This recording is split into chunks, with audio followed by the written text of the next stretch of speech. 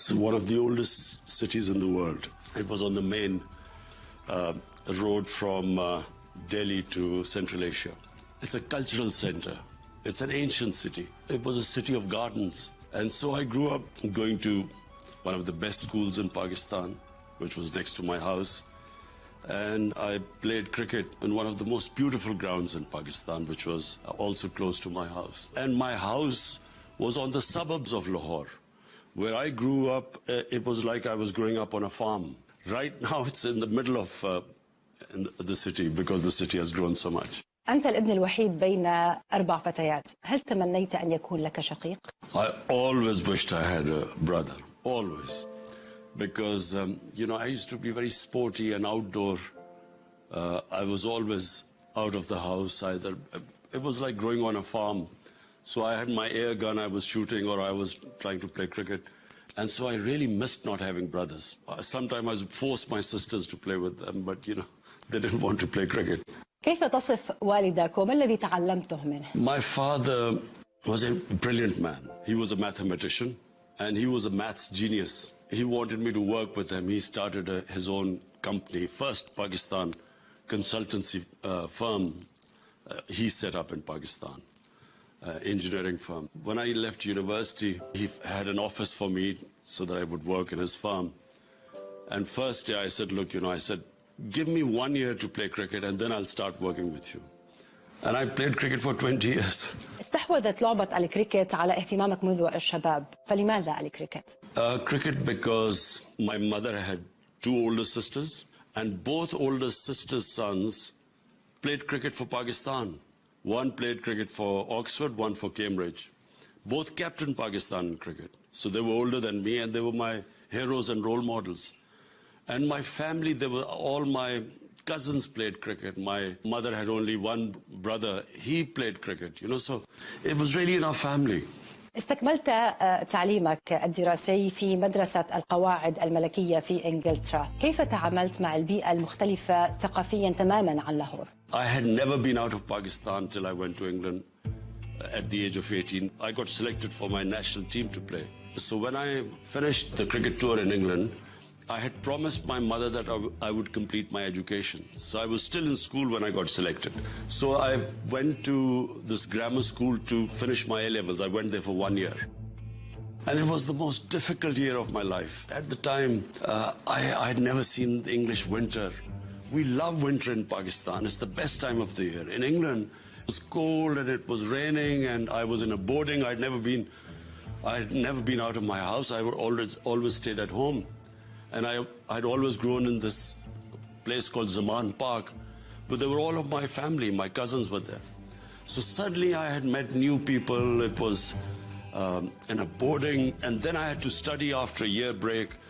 So I think it was up till that in my life, it was the most difficult year. لماذا وقع الاختيار على دراسة الاقتصاد والسياسة في جامعة إكسفورد؟ I studied politics and economics at Oxford because I was always interested in politics, of international relations, of world politics, of politics of the Muslim world. I was always interested in that. So, and economics I didn't really like. So I did very well in politics, I didn't do very well in economics. That's up in the air, he's getting under it, this could be victory, it is! Pakistan win the World Cup! حققت انتصارات متتالية في الكريكت حتى توجت بكأس العالم للكريكت عام 1992. هل تذكر لحظة الفوز هذه؟ You see, when you reach the top 11 in your country, top 11 sportsmen in your country and cricketers, and then when you compete internationally, it is a lot of passion and hard work. There are a lot of disappointments. It teaches you actually how to struggle. The problem with human beings is that when they are trying to achieve some goals, when the difficult times come, they give up. So sports teaches you the ability to take the bad times, how to cope with the bad times, how to cope with defeat, the dynamics of picking yourself up again. So you actually become mentally very strong. When you have victories and you have defeats, you learn both how not to lose your head when you win and at the same time not get demoralized when you lose. And so when you work hard and then you achieve victory, it is a great feeling of satisfaction. I was only playing the World Cup because I wanted to build a cancer hospital. And I needed to win the World Cup to give enough publicity for the hospital. Otherwise, I had retired before.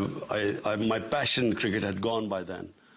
And so when we won the World Cup, it was the feeling of great satisfaction because that was the last international match I would ever play.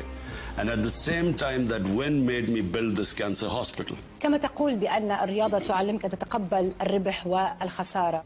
عمران خان، كيف ينظر إلى الخسارة وكيف يتقبلها؟ When you first start playing and when you lose, there were times when I would lose. You didn't want to wake up in the morning. You didn't want to get out of bed. You were so depressed. But gradually you understand failure is the best teacher because it gives you an opportunity to soul search, analyze your mistakes. Where did you go wrong? And then you correct your mistakes.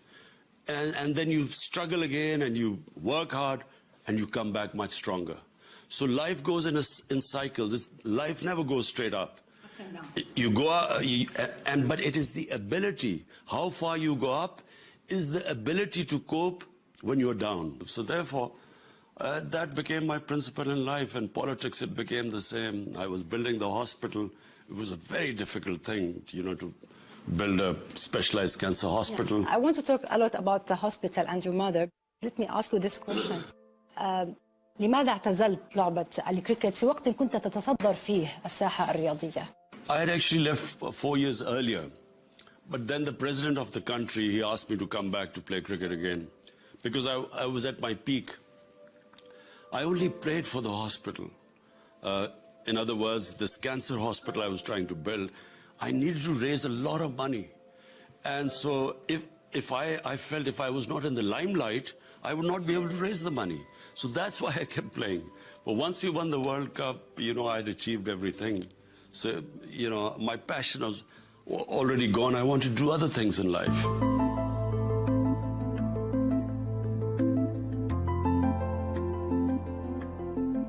تحب والدتك كثيرا.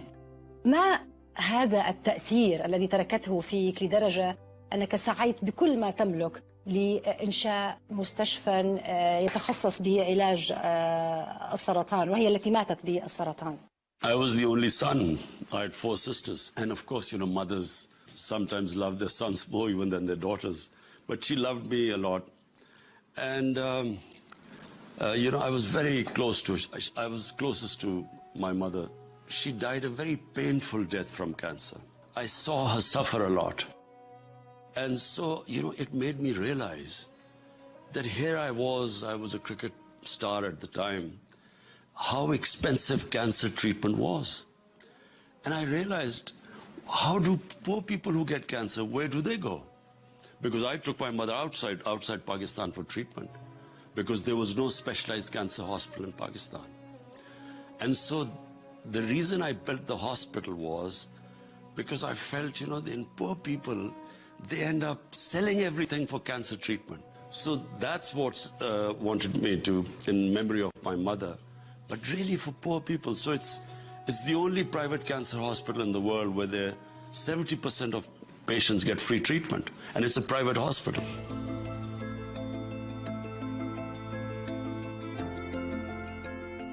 كيف حولت هذا المستشفى من فكرة إلى واقع؟ It was one of the most difficult things.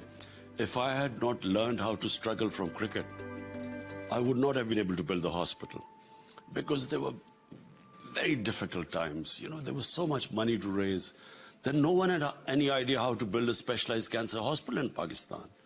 So I traveled everywhere. I met doctors in America, Pakistani doctors working there, and then I met my first cousin was working in America. He then helped me organize the hospital side. He's brilliant. He's a genius. So he helped the hospital side. I then raised the money. I changed myself to become a fundraiser. I was a very introverted person. I never, had much of didn't meet many people. I was shy. I became the biggest fundraiser in Pakistan. مقربون منك قالوا لي تغير كثيرا بعد وفاة والدته، تغير للأفضل. لو كانت والدتك اليوم على قيد الحياة ماذا كانت ستقول لك وأنت اليوم رئيس وزراء باكستان؟ She was very patriotic. You see, my mother and my father grew up in colonial India. We were we grew up where the British were ruling India and what is now Pakistan. And when I grew up, I was the first generation of Pakistanis who grew up in an independent country. So all I remember is that she was fiercely patriotic. She hated the idea that we Muslims, we were at one time such a powerful nation in the world, and then us sort of becoming, an enslaved nation. I guess she was such a proud person that she wanted Pakistan to be this great country, and my father, because both of them were, took part, they were involved in the Pakistan movement, for our independence. Do you miss her? Well, it's a long time ago when she passed away. And I guess because I built the hospital and it was such a struggle to build the hospital. It's called Sadqa Jariya. So when you build something where poor people get benefit and they pray, then the prayers go to her. من الرياضة إلى السياسة، ما الذي دفع بشخص يملك بريق الشهرة إلى الخوض في السياسة ودهاليزها المعتمة إن صح التعبير؟ Actually, it was after my mother died. I moved towards spirituality. And I started, change my direction. And it happens to people sometimes in their lives ask themselves these two questions. What is the purpose of existence? And what happens to us after we die? And when you soul search these two questions, it leads you to the spiritual world. So I was already moving in that direction. And after I built the hospital, I always felt that Pakistan should be a welfare state based on the state of Medina. The Medina state built by a prophet, sallallahu alaihi wasallam, was the first welfare state in the history of mankind. And the objective resolution of Pakistan was by our founding fathers that it should be a welfare state. So therefore, number one, I wanted Pakistan to be a welfare state, which it wasn't. And secondly, we were ruled by these two corrupt families. And I knew both of them. I knew Benazir Bhutto and I knew Nawaz Sharif. But they came into power and both of them were quite corrupt. They started making money. So corruption is something which destroys a country. Poor countries are poor not because they lack resources, but because their leadership is corrupt. So today, the developing world is poor because the ruling elites, the prime ministers and ministers and presidents of developing world siphon off money, launder it into offshore accounts, and I call my party the Movement for Justice. Yeah. Because when you have justice, you don't have corruption. عام 1996 أسست حزب إنصاف جاستس. ما هو الإنصاف الذي كنت وما زلت تسعى إليه؟ A society is only civilized when it has rule of law. So again, the state of Medina, our Prophet, peace be upon him, the state he set up, the two main guiding principles were rule of law, adl and insaf, and secondly was a welfare state. We had this corrupt ruling elite. Unless you bring them under the rule of law, the country has no future, because when the ruling elite, when the prime minister and the ministers start stealing from the country can't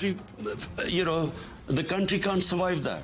In Lebanon, for instance, right now, Lebanon, Beirut was the Paris of Middle East, but because of the corruption of the ruling elite, it is becoming a failed state. So therefore, my fight in Pakistan was against this corrupt ruling elite, which was destroying, which was impoverishing, indebting our country. هل هذا ما دفعك لقيادة المجتمع الباكستاني للخروج إلى الشارع وقدت حراك كامل. Yes, it was. It was, number one, I wanted Pakistan to be a welfare state. And number two, I wanted there to be rule of law, and through rule of law, fight corruption. So there were these two entrenched families, which were, they're not two political parties, they're actually family parties. They only, the leadership runs in the family. So, so fighting them was like fighting a mafia. You know, they were entrenched, they had money, they used state resources. So it was a very tough struggle against them. Firstly, to displace a two-party system in a democracy is very difficult. In England, the two-party system stays. In the United States, in almost every country, once you have two-party system, for a third party to come is very difficult. So it was a very difficult struggle. And then to fight people who were crooked and who had money, who used media against you and personal attacks. So it was a very tough struggle. نتيجة هذه المواقف دخلت السجن كمعتقل سياسي. كيف كانت تجربة السجن؟ It was fortunately only for a week. I mean, I sometimes think that if I was put in jail, you know, I would much rather not live. Because you see, I have a very full life. I live life, you know, a very active life. And suddenly there was nothing to do. And I remember the day would not pass. I didn't know how to pass the day. I mean, I got some books, but you know, I never experienced anything like that. في حملاتك الانتخابية انتقدت السياسة الأمريكية والأوروبية على حد سواء، وأنت الرجل المنفتح على الغرب. كيف توافق اليوم بين تفهمك للغرب ومصالح بلادك؟ You see, I understand Western politics much better than most people because I've spent so much time there. For instance, the main criticism was this war in Afghanistan. I felt that it was insanity what they were doing in Afghanistan. No Afghan was involved in 9/11, and you know, for Osama bin Laden and maybe a few hundred Al-Qaeda, you know, to occupy a whole country and occupy for 20 years. And I don't know what they were trying to achieve because no one is sure of their objectives. If they were going after Al-Qaeda, Al-Qaeda was gone after 2 years or 1 year at the most. So what was the objective? Nation building, liberating Afghan women, democracy. But whatever they were trying to achieve was not going to be achieved through military means, through military actions. And so I was always critical. I always said that their objectives could not be achieved through a military solution. And so for that I was criticized, you know, this imperialistic attitude that anyone who opposes you is anti-you. I used to criticize the policy of my own government. It doesn't mean I'm anti-Pakistan. بعد النضال السياسي من عام 1996 وصولا إلى 2018 20 عام، أكثر من 20 عام، وصلت إلى رئاسة الوزراء. كيف كان وقع الفوز عليك؟ If you treat politics as a profession, then I would never have gone into politics. Because I had everything. I already was probably the biggest name in Pakistan. I had enough money that I wanted in life. So why would I go into politics? Because, you know, politics, there was nothing for me in politics. The people go into politics, unfortunately, in our country. Either no one knows them. Either they want to make money or they want to become a minister or something. For me, it was a mission. I felt that my country, you know, had given me so much. And then I always wanted to see my country, you know, on the cricket field, for instance. When I started playing cricket, we were right on the bottom. When I left, we were the world champions. So it gave me great pride to see my country rise. So my whole idea was to, you know, people like me who had everything, we should come into politics rather than those people who came into politics to make money. So that's why it was a mission for me. وعدت قبل الفوز بأن تحارب الفساد في باكستان خلال 90 يوم. اليوم مرت أكثر من 3 سنوات. إلى أي مدى تعتقد بأنك حققت ما وعدت به؟ I always maintained that the main corruption is the Prime Minister and the ministers. I said that would finish in 90 days. I think no one can point out to any corruption on the Prime Minister and his ministers. No one. And if any corruption on my own ministers came, I would be the first one to investigate. You know, we initiated a sugar inquiry where a couple of our own party members were involved. So if there's anyone who does corruption in my government, my ministers, I take action. I ask anyone to point out any corruption in our government. But of course, there are two types of corruption. One is the corruption which destroys a country of prime minister and ministers. But then there's a low-level corruption.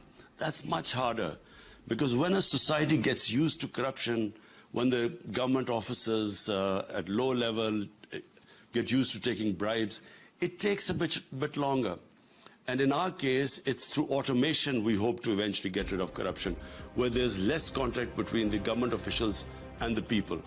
And that's what, for instance, the tax collecting agency, that's what we're trying to do, to bring in automation. أغلب السياسيين في باكستان يعينون أقربائهم في مناصب حساسة بحجة ضمان الولاء، دعني أقول. أنت لم تقم بذلك. ألا تخشى أن يتآمر عليك من حولك؟ Our role model is our Prophet Muhammad sallallahu alaihi wasallam. His two great qualities were Sadiq and Amin. He was truthful and he was just. So when you're just, and that's the two essential qualities of being a leader, then you have to appoint people on merit, not because they are your friends, not because they are your relatives, because they deserve to be in the position. And if you look at the successful Western democracies, the leaders are honest, they are truthful, and they are just, and they award merit. So it's only when countries degenerate, when they have, poor leadership, when they don't have strong institutions, that they bring in their relatives and they bring in their friends. المعارضة تتهم سياستك الاقتصادية بالتخبط والفشل في تخفيف معاناة رجل الشارع. بماذا ترد على هذا الاتهام؟ We inherited the most difficult situation that any Pakistani government has ever faced. We had the highest ever debt. We had the highest ever fiscal deficit of our current account deficit, were the highest in our life, the biggest deficits. So when a country is in that situation, it takes time for the country to recover, because basically you're trying to increase your income and you're cutting down your expenditure. So when you have this huge deficit, your expenditure is more and your revenues are below. So by the time you raise your revenues and cut down your expenditure, it takes time. We were doing very well. Then came COVID, and COVID-19 has affected the whole world.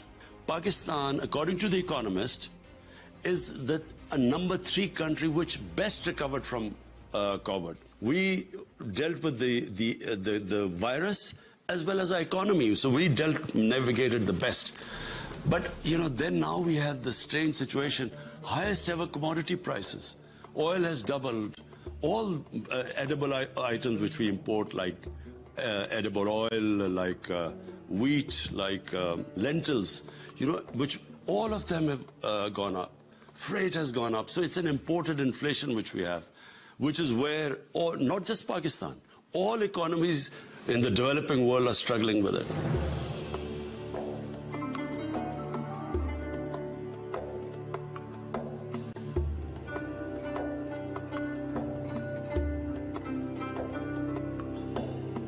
لديك توجه لتنظيم القطاع التعليمي لا سيما المدارس الدينية. ألا تخشى من ردود أفعال حادة، دعني أقول، من الجماعات الدينية التي ترى بأن مدارسها خط أحمر؟ You see, in Pakistan, we inherited 3 parallel education systems. One, a small one for a tiny elite. So about 800,000 Pakistani children go into English medium schools.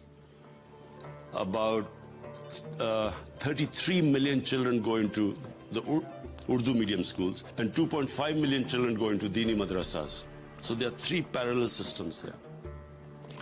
And so what we are trying to do is to bring them closer, have one core national curriculum.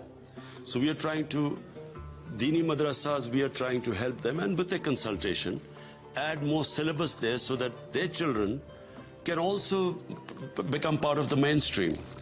And the English medium schools, we are teaching them Urdu. And basically everyone, we have a core syllabus up till class 5. So we have a unified system of education.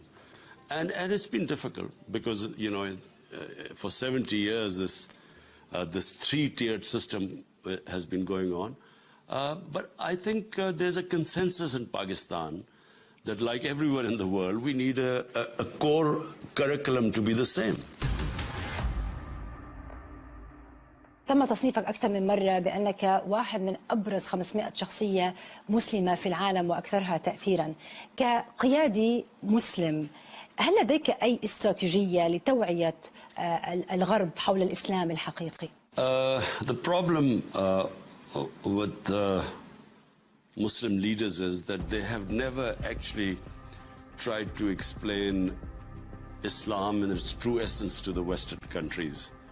And therefore, when Islam gets maligned, there's propaganda against Islam, there is not a proper intellectual response from the Muslim leadership. So therefore, we have this phenomenon of Islamophobia, especially after, for instance, 9/11. There was no response from the Muslim leadership because terrorism has no relation to Islam. In fact, terrorism has no relation to any religion. When you say Islamic terrorism, it brands all Muslims. People can't tell the difference. How can an ordinary person in the West, how can he tell the difference between a radical Muslim and a moderate Muslim? So these terminologies actually cause Islamophobia, and unfortunately the Muslim leadership never explained it to the Western countries or the United Nations or to the European Union. As a result, Muslims in the Western countries have suffered from Islamophobia. في ظل تقاعس القادة عن تصحيح هذه الصورة، كيف ممكن أن يكون هناك حلول فعليا لحالة تصاعد الإسلاموفوبيا هذه؟ It has to be a joint response. It has to be a response by all the Muslim leaders, and we have forums like the United Nations. You have the United Nations General Assembly every year, where all of them can have a joint response. That's when it will make a difference. So just Imran Khan alone is not going to make that much of a difference. When we all get together, and all we have to do is make them understand that we have a completely different approach to religion than the Europeans or the Western countries. They get surprised when they insult our Prophet or they make fun of our Prophet. They get surprised when we react because they themselves don't treat religion like we do. So all we needed to do was to make them understand that for us, when anyone insults or ridicules our Prophet, it is the most painful thing for Muslims because he lives in our hearts and they cause us a lot of pain. But they don't know this. You as a leader, did you try to do that? Oh yes, in the United Nations, in my first address to the UN Assembly, I said this. I explained to the Assembly that, you know, Prophet Islam is the most revered figure for us. We love and respect him. And we cannot bear him being insulted. Just like, for instance, the Jews. I mean, Holocaust for them is a very painful subject, understandably. And, you know, they don't like anyone even misinterpreting or having another version of Holocaust. They find it very offensive because it's painful for them. So the Western countries are very respectful. The way they treat Holocaust is with great sensitivity. We want them to treat, when they talk about our Holy Prophet, with the same sensitivity. But that can only happen if we as heads of Muslim state all together bring this up and make them understand this.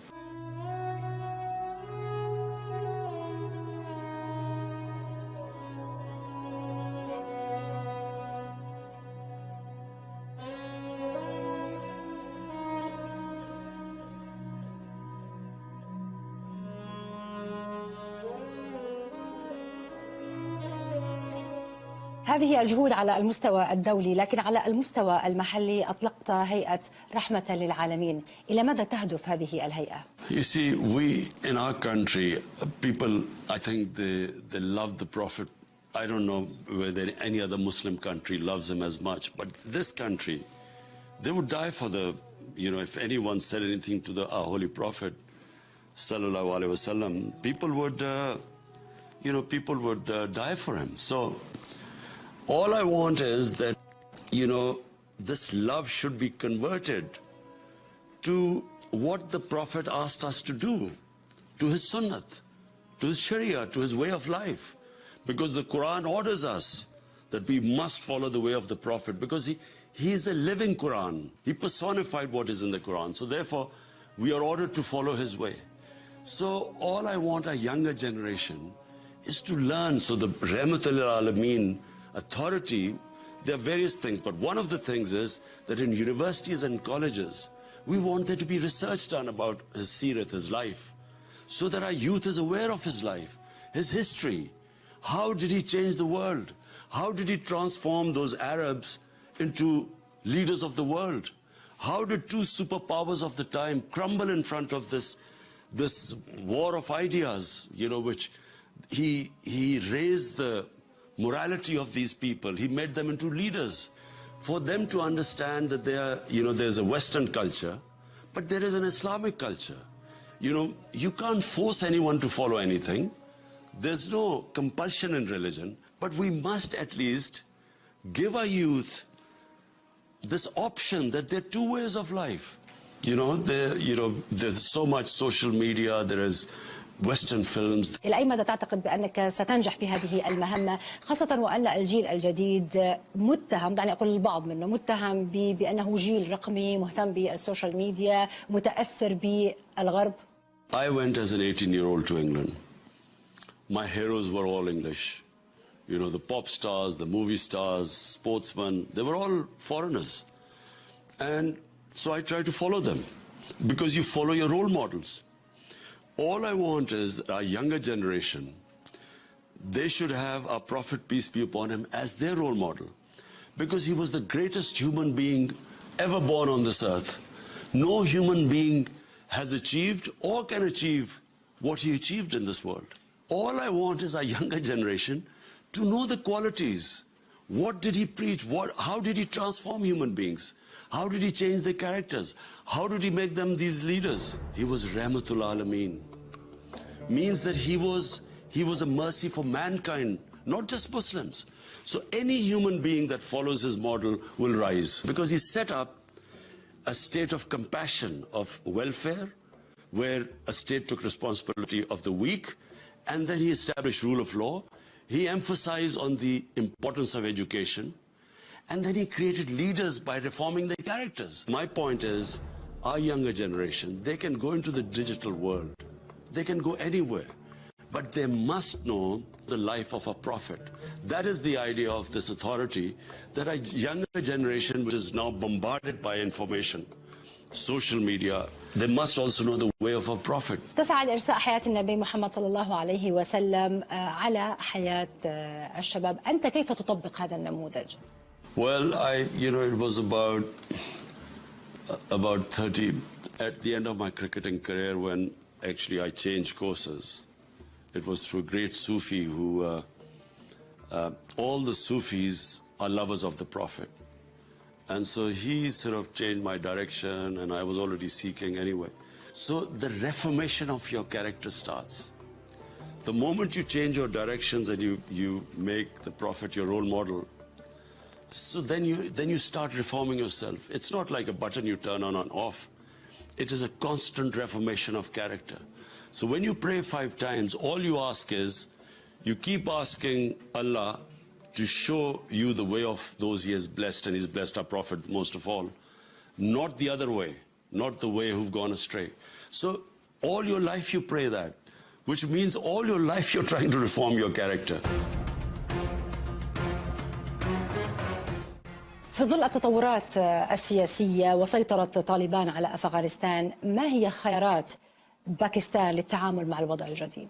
You see, it's a very difficult situation for Pakistan, because the United States, which is the leading power, they're in a state of shock of what has happened in Afghanistan, because they never, the people of the United States thought that they were bringing in democracy and nation building and liberating the women.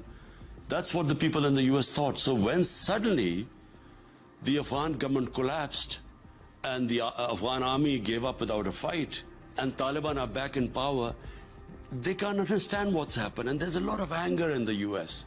So they're not thinking rationally.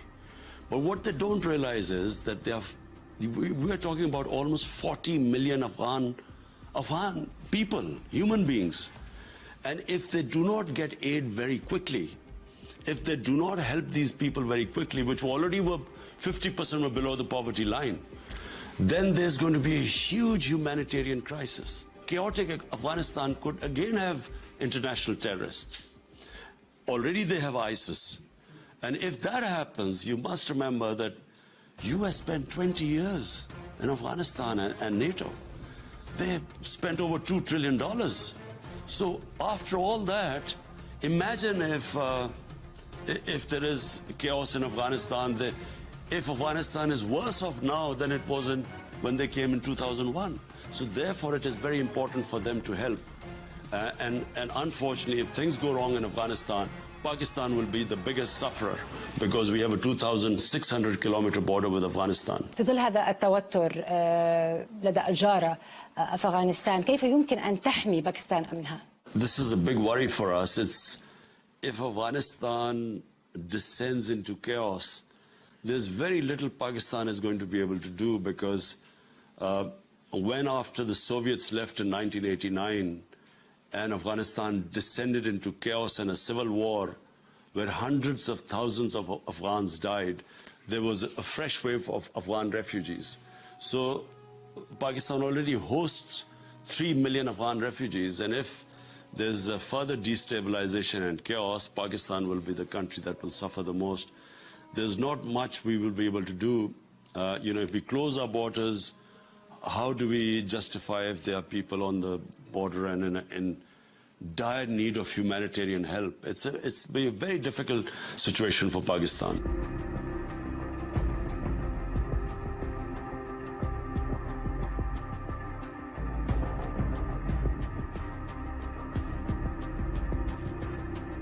تحاول باكستان كسب تأييد الدول الإسلامية والعالم حول قضية كشمير. إلى أين وصلت هذه المساعي؟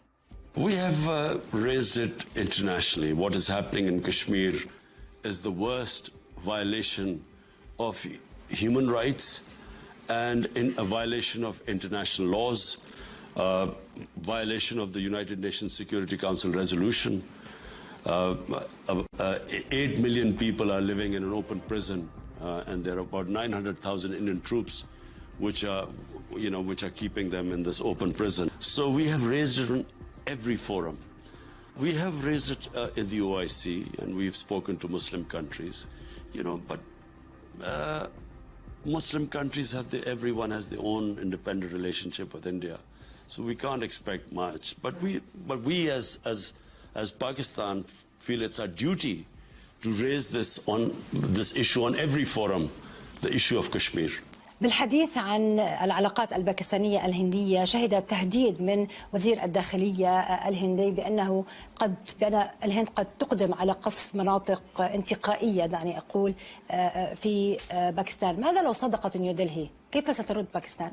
If they do any strike in Pakistan, Pakistan will respond exactly the way Pakistan responded in February 2019 when they did a strike in Pakistan. Pakistan will have to respond. It is this fascist BJP government in India, which if it does that, which it did before too, then it risks two nuclear armed countries coming face to face. Only mad people can think of this, the two nuclear armed countries coming face to face. People of India are more sensible. Unfortunately, they're being ruled by fanatics.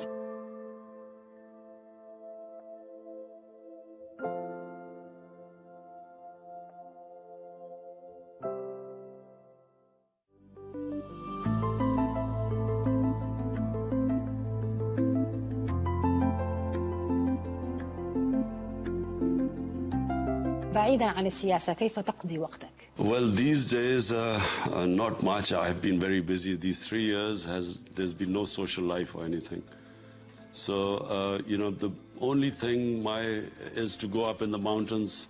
When in the summer, I spend, some weekends up in the mountains, but that's about it. تحب الأشجار وسعيت لزراعة أكثر من 2 مليار شجرة؟ As a child, I grew up spending my summer holidays in the mountains in the Himalayas. So I was always in touch with nature. I was always an environmentalist because I knew Pakistan has some of the most beautiful mountain scenery in the world.